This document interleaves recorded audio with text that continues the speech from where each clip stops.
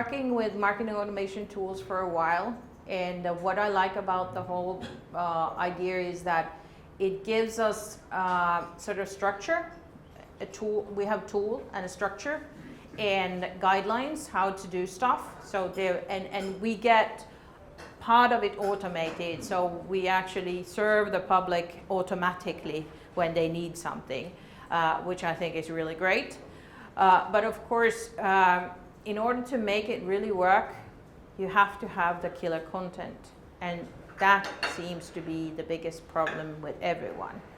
And we are now working with one very, very big Finnish company in the technology area, and they have this one segment where we work in security. And so far, the content that we have created appears to be the best performing content of the company. And of course, I'm very happy about it, but also it's very brutal in a sense that everything you do can be measured, everything. And you know, you cannot really, if you come up with a great post and you show it to your friend or your colleague and they say, yeah, great post, yes, this is fantastic. And you put it online and then nobody reads it or nobody finds it or nobody shares it or whatever it is. It's great, but it's not performing. But what we see now with the whole kind of a loop, we see that when we create and we deliver it and share it the right way, we see that it's actually working, or if it's not working. And I have really great people working with me, people who are specialized in certain areas. But creating quality content all the time is just very, very painful and very hard work. So, you know, you might think that you did an excellent work. This was like the best thing ever. And the audience is like, shit, they don't care. Mm-hmm. So that is the brutal part in everything. But still, you know, I think if it works for you, use it. If it doesn't work, don't use it. But before you make hastily judgments about whether it's not working for you, social media or marketing automation, I think you should first understand why it's not working for you.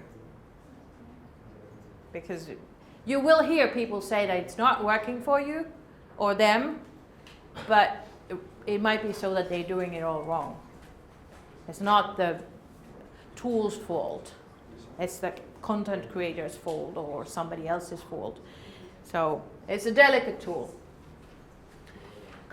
But why marketing strategies fail? Why marketing fails in general? I think the saddest part is that because marketing is not understood as part of moving your business to the right direction, and it's not aligned with your business strategy. And I think this is really crucial. I have a lot of material that I use with communications and marketing professionals where we go through their business strategy and business goals, and then we actually translate that into marketing goals and marketing actions. And as easy it is to say, it's very hard to do, because you might think that if your goal is to get like 20% of a certain market, let's say that's what the business goal is, what does it mean in terms of marketing to that particular market? So you need to know, okay, your share is now 0, but is there a market anyhow for the whole thing? Are there competitors? Who are actually, what are they talking about in that area? Can you get a piece of that information, a piece of what is your share of voice maybe in that area? How do you measure that? So I usually work in a way that you need to find your competitors or the ones who are already serving the market in a way that you can benchmark yourself to somebody. And once you start benchmarking, you know that you are moving to certain direction. And that can be that you benchmark somebody's Facebook profile against, or Twitter profile, or LinkedIn followers, or whatever it is. Because in the first part, of course, is that you look for numbers, because of course you have to get more reach. So you look for numbers that are supporting your growth, and the marketing growth, that you are getting more followers, more eyeballs, all of that, because otherwise you're not growing. But then the end result, do you get from that audience, how much can you actually convert to your site and as customers, or maybe prospects at least.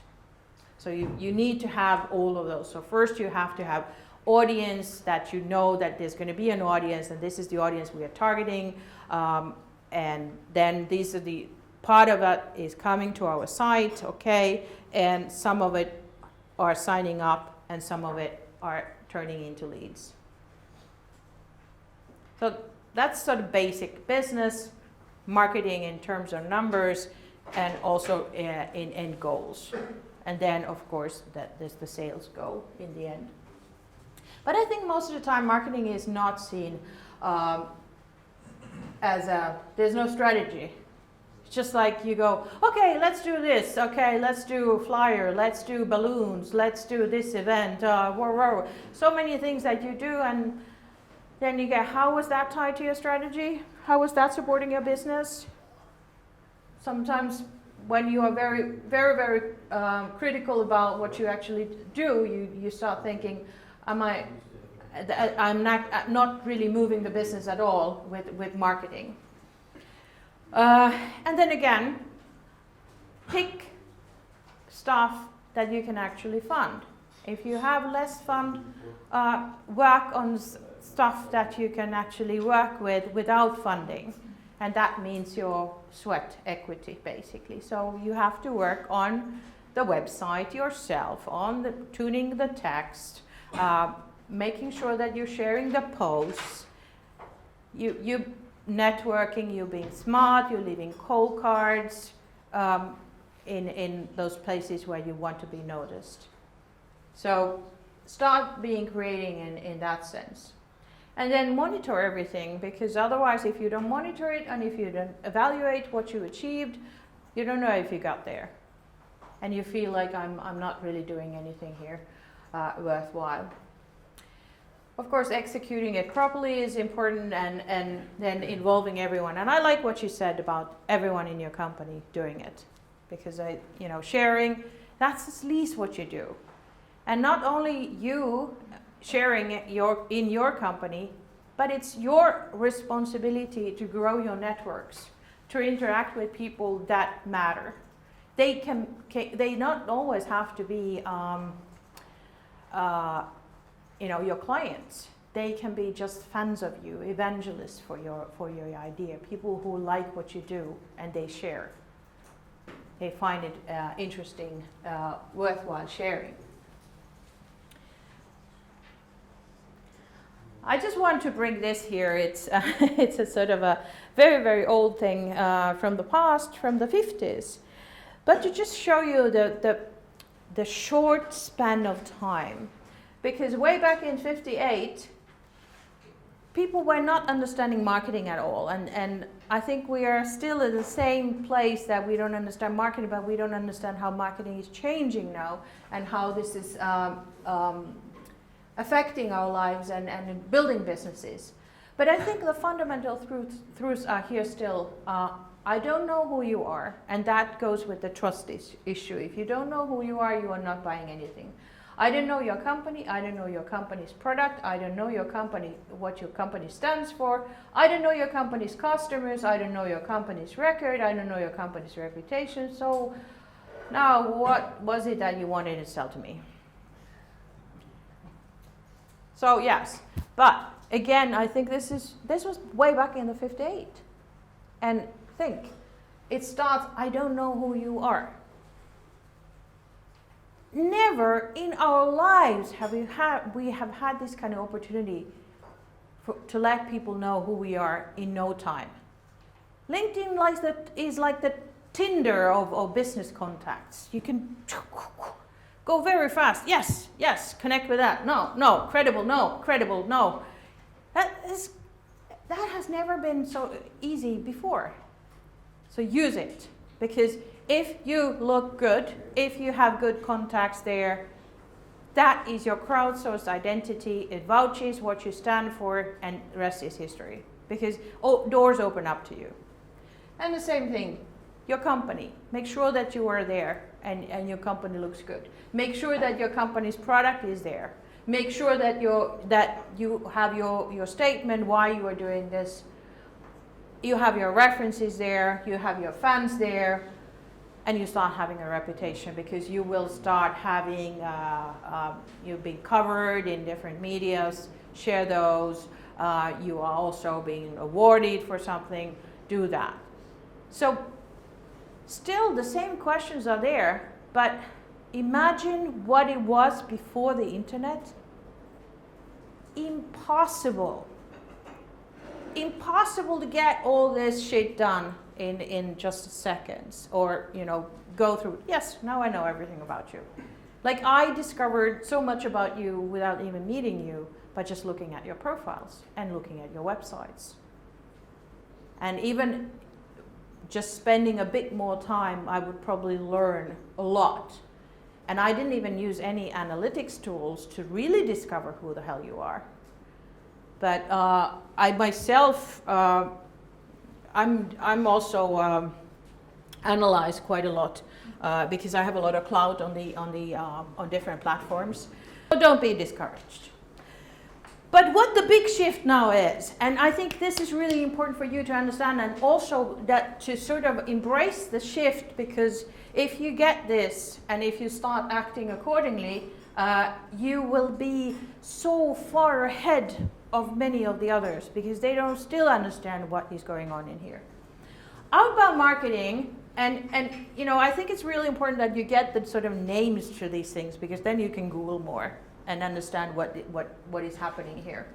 Outbound marketing is marketing, traditional marketing campaigns. It's something that you put up and start putting out. It's product specific. You talk about the product, you share stuff about the product. It's advertising, different kinds of promotions. It's sporadic actions. You want results now. You have campaigns.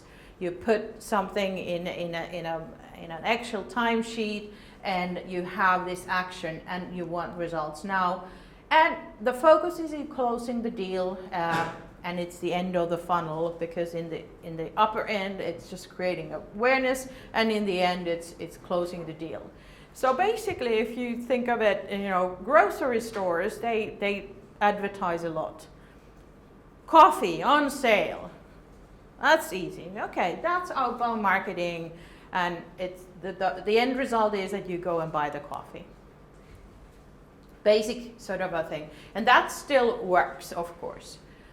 But these people who have been working on outbound marketing for 10, 20 years, they have a hard time understanding what is really happening on this side.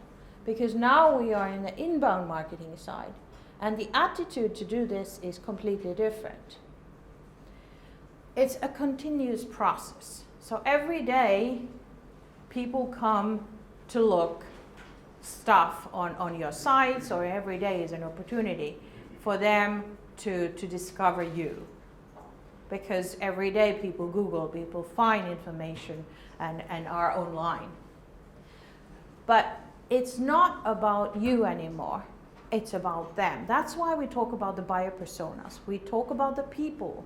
We talk about their problems, not your problems. And when I look at the narrative that you have on your websites, of course it's about you. I do get it. It's very difficult in social media, and especially on Facebook.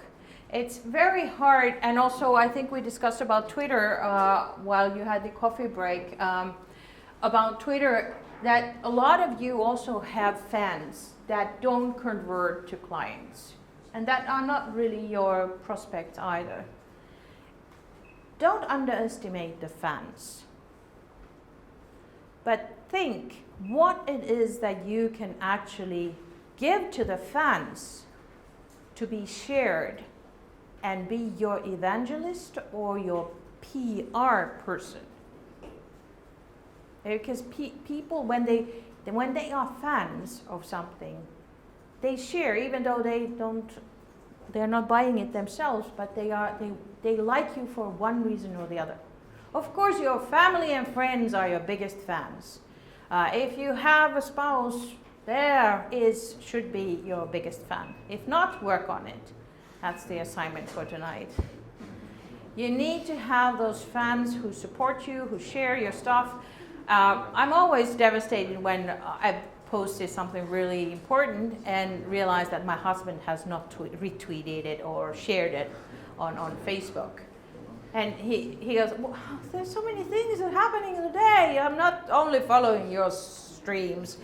But yes, do it now. So basically, we need the closest ones. We need the fans because all kinds of things happen when fans interact, when fans share your stuff to the audiences. So always understand that different media attracts different kind of audiences, and fans are never unimportant. And fans are also important when things go against the wind or shit hits the fan. Because they can be your supporters. They can be the ones who can reply on your behalf, especially on Twitter. If you post something that is really, really cool and you think this is nice, and then the first comment is, who the fuck cares? This is totally crap. It's sometimes very, very harsh to know, okay, should I reply, should I not? What if I reply and what if I don't? And what if I reply something wrong here? So usually companies, businesses, they say, I'm not going to do anything, just to be on the safe side. And 50-50, you're right, wrong there. So, but fans can always jump in and, deal with it. So bad comments get sort of wiped out because good comments are flooding in and people are just saying, hey, what's your problem, dude? Having a bad day? You cannot do it, but your friends can do it. And my idea is do it to each other. Help each other out. If you see somebody's doing bad thing for you, go and help. That's what I sometimes do. I like to help companies just by pure fun. I find it, okay, this is this crappy guy doing something. I think, oh, what's your dude? Get a girl. Or, if it's a low ball, you can always, as an outsider, use the low ball thing. And, there are always people who like to complain, no matter what. Even they have an issue or they don't have an issue with you, they just give you the hard time. So that's why you need fans. Use them. Let the fans do their work. Okay, so I'm now very quickly go through some trends also for you to get the sort of a bigger picture of what is happening. 5 trends: brutal honesty, conversion, automation, real people, and relevance. And the brutal honesty part is, of course, you, but it's here. It's in a very nice picture. From selling to connecting with your audience. So you don't sell, that's the old way, but you connect. And this is really important. You listen. You listen to your audiences. And every time we talk about marketing, it's always we talk about what we are putting out, what are we sort of creating for the audiences. But if you think about inbound, if you think about connecting with your audiences, educating them, that's when most of the part is listening. It's not shouting, it's listening. It's engaging in conversation where you get material out of them. So the serving part is also listening. And isn't it funny, I'm not asking if any of you have been to a psychiatrist or anyone, but people actually pay money to a person to listen.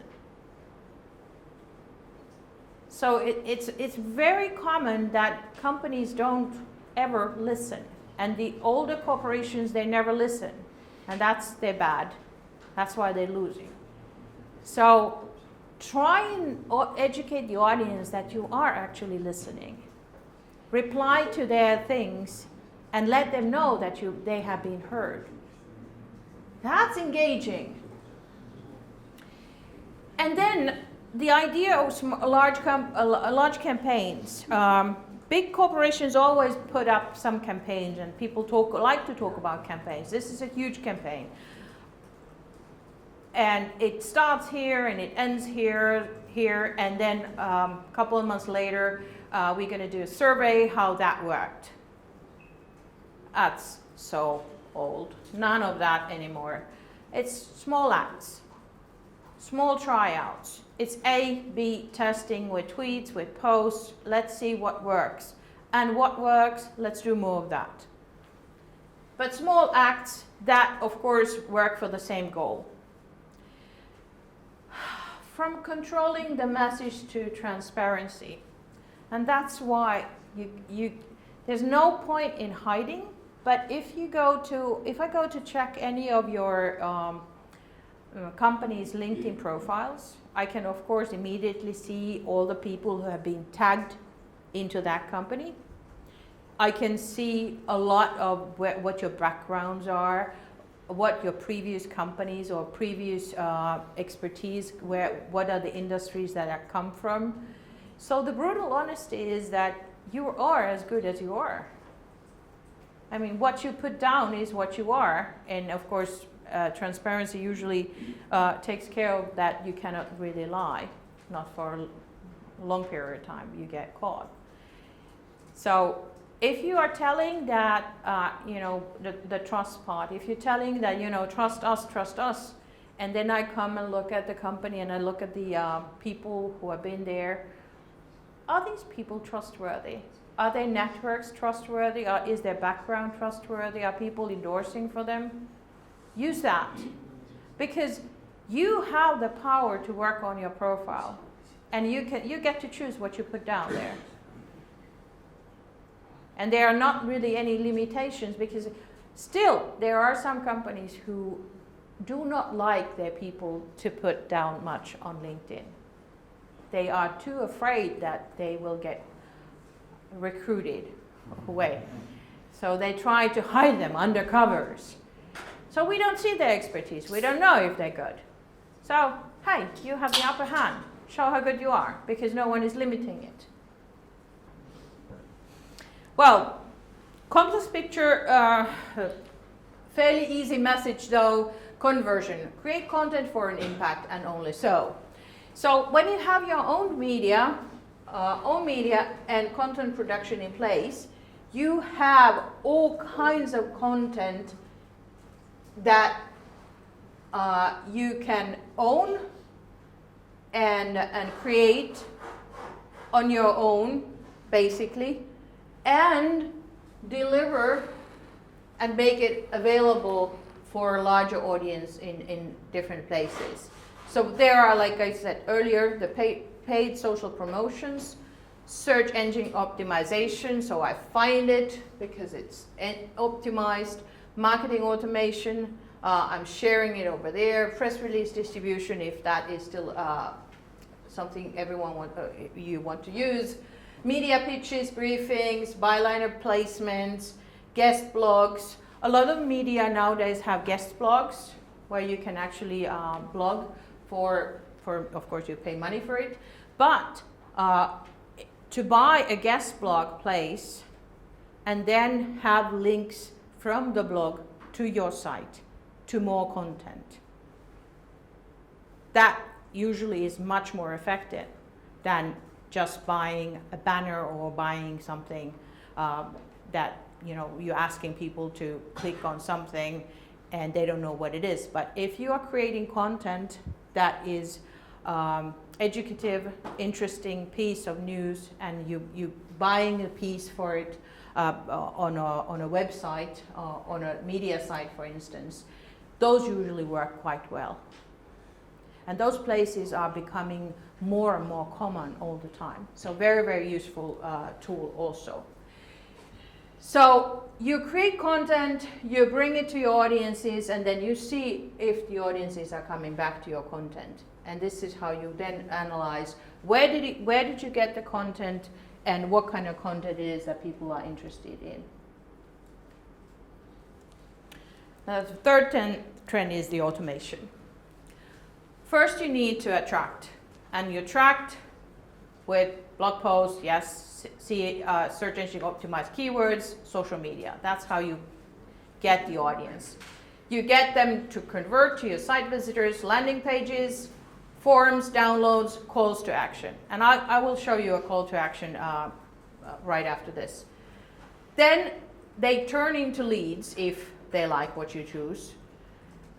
You get email newsletters that you can send to them, signal monitoring, you can actually monitor what they are doing on your site, and you can create workflows so that whenever they come over, they get something there automatically.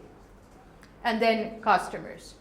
And then when you have actually a customer, I think you should start thinking, how do you actually serve your customers at the moment? Because your customers can be your greatest fans also, and also interested in sharing what you have. So take a careful look at your customers and think, how are you serving them now with what kind of content? Because usually I think that we have these sins that our interest drops when the deal is done. It's like, I got you, I don't have to. It's like, you get married, no, I don't have to court you anymore. So try to keep the love going with the customer all the time. Even though you have a good agreement with them, make sure that you share material to them that is also tailored to them, and also something that they find valuable and interesting in any stage of the customer journey, let's say. How many of you know the Moomins?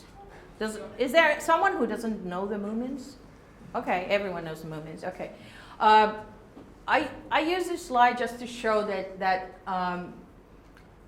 each and every person usually have whatever fairy tale it is. You have your favorite character there, and then characters that you don't like, or characters that you find intimidating or boring or whatever.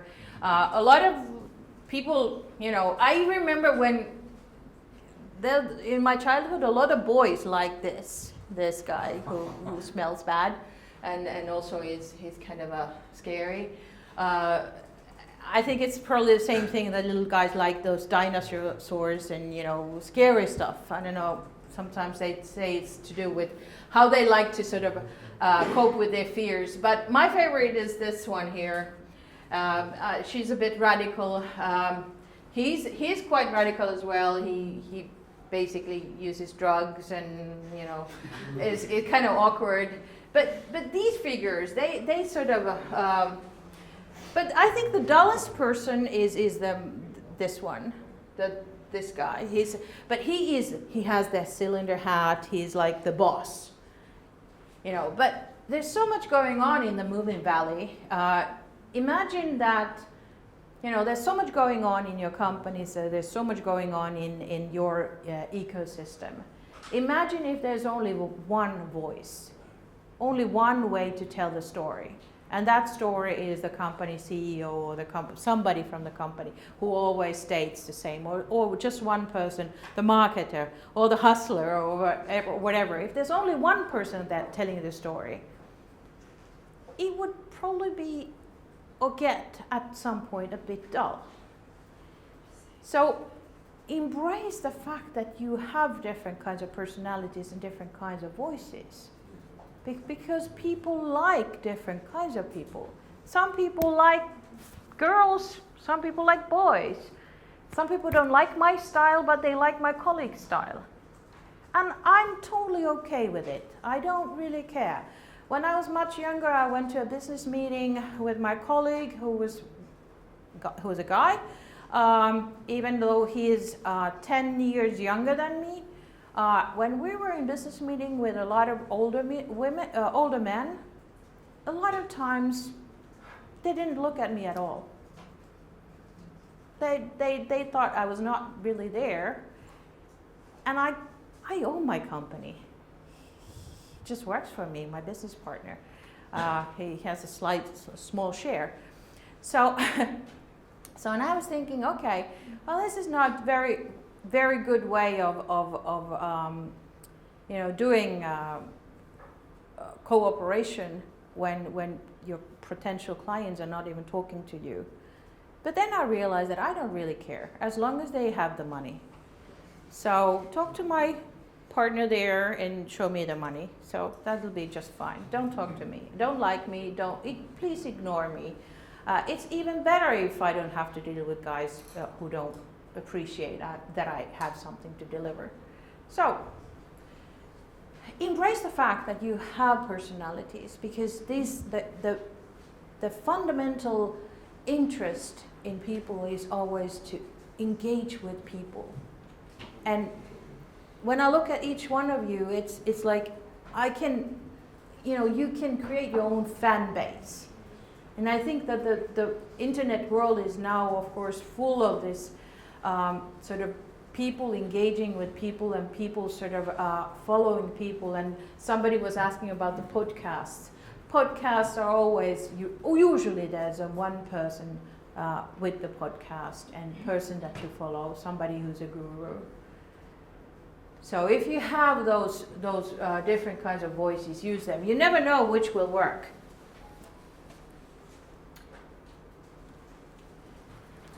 And then again about the inbound tone of voice. Relevance equals quality. Stop talking about you.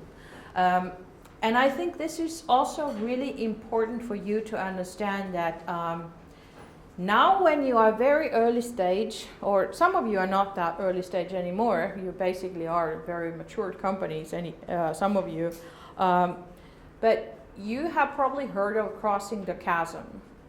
If you haven't, Crossing the Chasm is a book, fairly old, was published I think in the 90s already.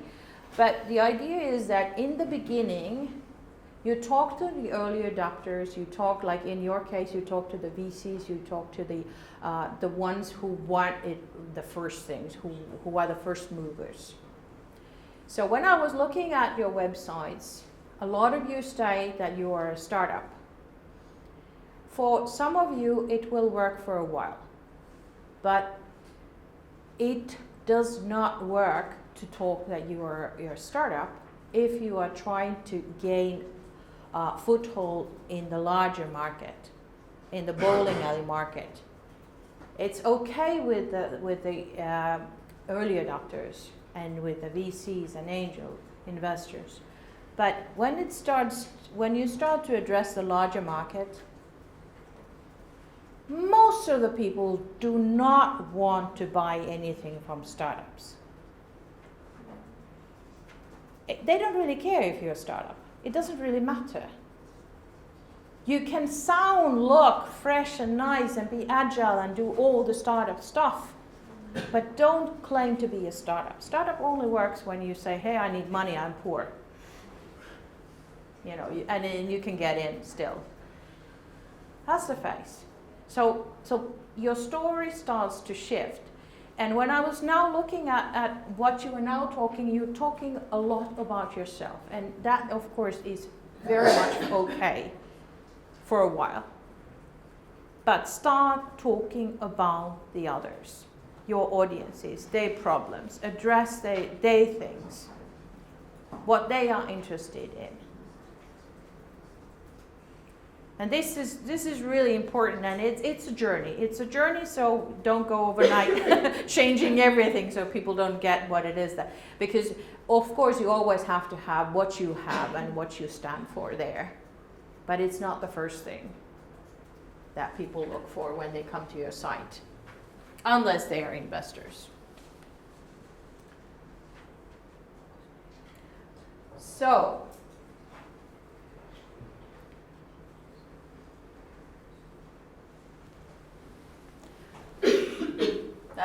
picture. I don't see if you can see it. As a post-it note saying, not accepting change, thanks, change is inevitable, deal with it.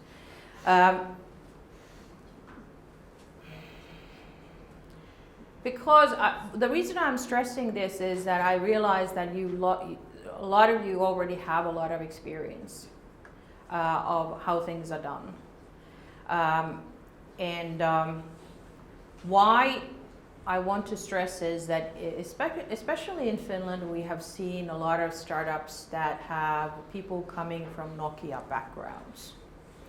And whenever somebody has done very successfully something in the past, you try to sort of duplicate that and do the stuff again like you did whenever it was that you did it. But now, honestly, the world has changed. And it has changed so rapidly, and most of the people don't realize how quickly we are moving from the outbound to inbound and different kind of approach to what marketing actually is.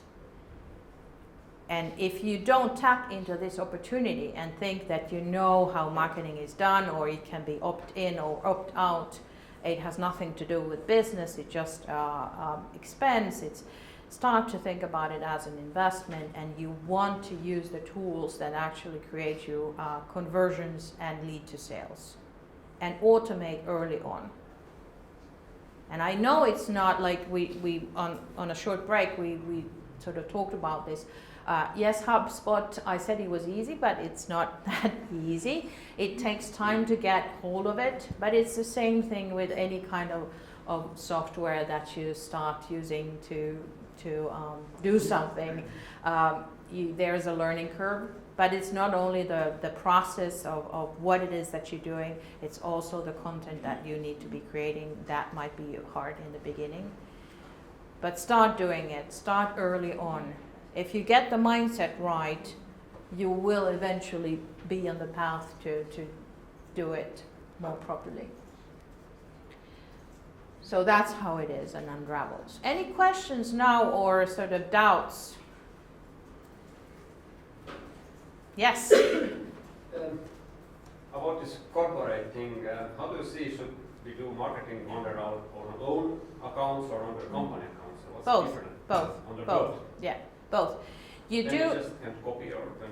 Yeah, you can. Your company can do the sort of a first pitch, and then you can just share that.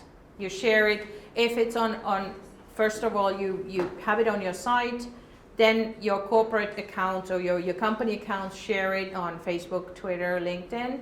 But then you can just share it from there to your audiences. But you are also a very, very heavy tool in the marketing side, because you probably get more people interested in you than your company. And if you look any company in this world, of course celebrities are a different thing. They are companies basically. People are more followed than companies, by far. My company has about 2,000 followers, less than 2,000 followers on Twitter. I have 8,500. I'm very, very powerful, and also I have a big clout, which means that my followers are very powerful, and they usually share what I do. So I can actually if I go to a seminar and start tweeting about it, the seminar will start trending. That's how powerful it is. And I think, I could not do it with any corporate account. The same thing. It would not work. But people also like to engage, they like to answer questions and blah, blah, blah, blah. And sometimes I might even address someone. When I hear something that, okay, I need to get this was interesting, and I ping you because I know this is going to be interesting for you. So, and people usually reply very nicely. Yes, you're part of the whole machine. Yeah, I just wanted to ask your opinion about this thing that I have noticed that some companies or startups, you mentioned that it's not good for some audience or some clients that you are saying that you're a startup. But I have noticed that some companies are putting on the website that they have beta. From my opinion, it's not good because I don't want to, as a customer, use beta. What do you think about that? Yeah, well, exactly. Then there are always people who want the alpha, who want the beta. But when you go to the bowling alley market, first you have the early adopters, and then you have the big ones. So maybe the service that you want to test as beta, maybe it's something that, in that sense, you are not an early adopter for that kind of service. But definitely there are maybe services that you would sign up for beta that you would like. But depends, and the more serious it is, what you're buying, and the more trust it requires from the audience, the more risk they are taking in the beginning if they are doing the beta phase. I'm really into wearables. Does anyone know what this is? I have it in my finger. Yeah, that's Aura, and it measures my sleep and my movement and my heartbeat. Tells me how well I've slept. And Like this, but smaller. Yeah, same kind. Yeah, I've had several, but now I'm relying just one. But I like to pledge a Kickstarter and Indiegogo stuff that are not even existing yet. For these kinds of products, and I'm sort of, my spirit is there, but when I look at a lot of the people I deal with, it's like I tell them that I have this. Okay, if you have it, then maybe in a couple of years I can have it, because they see that it takes so much time to be credible from where we are with innovations, and then them being credible products that anyone can use. And it's fair to say a lot of stuff in the beginning are just crappy. So, and people don't want to get crappy stuff because they're very lean with their money spending. They don't want to put money into something that does not really work. Questions? There was one? Yeah. What's your primary goal with inbound marketing? Is it direct sign-ups and subscriptions, or rather long-term brand awareness? I would say that it's always, the first is that we want the site visitor, always. That they come to the landing page or wherever we direct them. That's the first thing. That's what we measure. Any ways or any ideas how to measure the rise in brand awareness? Oh, there are ways, but most of them are quite expensive. Because you would have to do, usually work with a research company who, of course, does the benchmark and benchmarks you for other brands as well. So, because there has the overall understanding that particular company exists, or then they say assisted, do you recognize these companies, and then you get the results. So we buy some research material from research companies when we try to figure out where a particular brand is and how it's perceived and what its reputation is. So definitely you would need an outsider, and you always need a benchmark. Because you get some kind of understanding what you are, but where are the others, and how do you compare?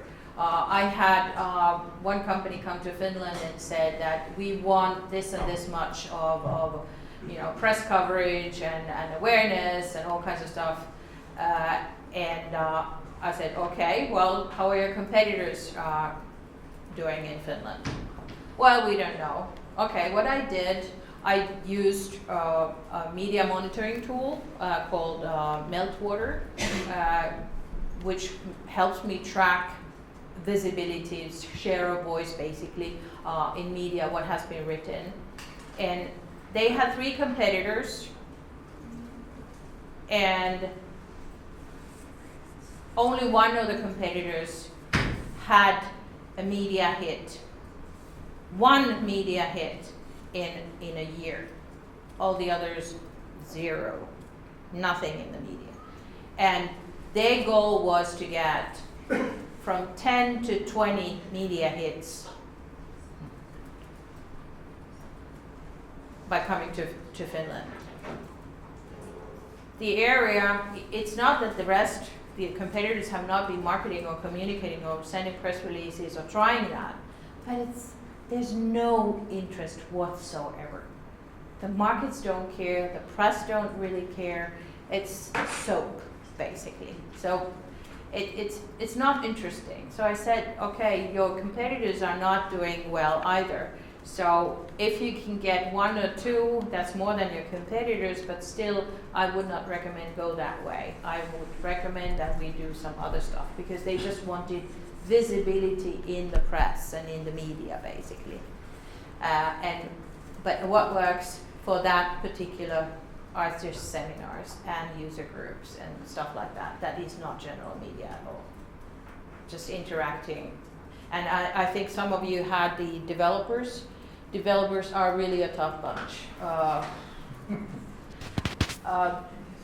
Geeks, they have their own ecosystems. And you need to know what ecosystem it is that they sort of hang around. And geeks only trust other geeks. And they laugh at all the others. All of us are just on their way. They would rather prefer geeks, that the world is made of geeks and those stupid other people could go away. Very hard bunch to get around with and to be marketed. But I do have some clients who wanted to address geeks, and we sort of put an archetype of a geek, and then we always sort of look at it as, okay, how do I get to that heart of that geek? There's no way getting into the heart of a geek. But you can get close by admiring a geek.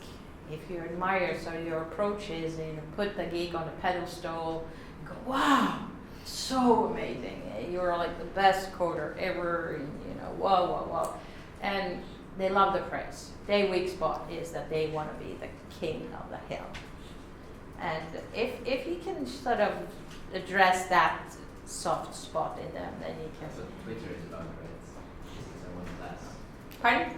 That's what Twitter is about. Liking retweet. Yes, that's yeah. Always use people's vanity for the benefit of your own message. Okay, so was there something else yet? Yeah, one more. We've been talking today about people who are online, who are connected with the network. What do we do with customers that we have and they are offline?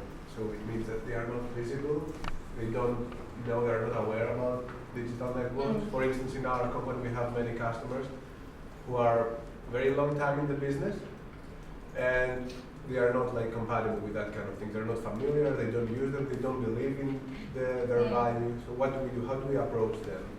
Well, one thing that, not in all markets, but in some markets, seminars work. If you can get people to seminars and interact with you, that works. But it depends on the market. In the Swedish market, people love to come to seminars. In the Finnish market, they love to come to seminars. But there are other markets that people don't want to come to seminars. But like I said earlier, never underestimate the fact that these people are still as consumers online. A lot of them are online as consumers. So I think you need to do some research really to look into if you can find that particular kind of who you're selling to. If you can find something online, but also traditional media, some of them use that. But if you find that the majority that you want to address are not reading media, are not online, and never would even imagine having something professional on their site, look up from something professionally from the internet, then you need to go offline, and that's the seminars and you go through, people belong to associations most of the time because of their profession. And some of those are really good because they organize like annually professional seminars. And what would work there is for you to either be sponsoring that event or you being present there somehow or speaking on stage. So basically, one of the strategies usually is that you try to align and create a bond with the association so that you get some kind of collaboration with the professionals association, and that way they endorse you. If you pay a bit of money, you can have your logo or your material on their website, you can be in the venues. That's how you get those laggers connected. And the good thing is that through that kind of a collaboration, you also get the endorsement. But they know their price, so that is a costly way. So I'd rather see that you do your work well and see that what it is that you can still do online. Because if your service, if your product is mostly for the early adopters, if it's a bit disrupting, the laggers won't buy it anyway. Even though you reach them, they won't buy it. So basically, people who are online are your best choice to get a sale, because they are the ones usually who actually want to know what is happening in the world. Sometimes people even say, when they look at the demographics of Facebook, they say that, okay, young people, are they there, are they not? They know Instagram, or the middle-aged people, or they look at the old people and say, okay, we have only 25% of the 65 plus on Facebook. So we're not going to use Facebook to market to those 25%.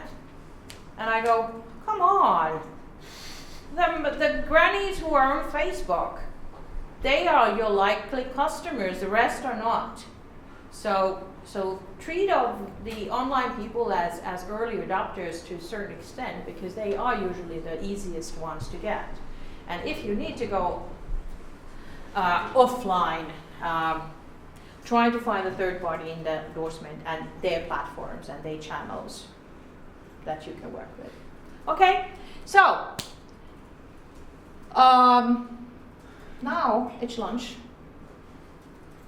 time, and you come back, what, 12:35? Is that enough for you?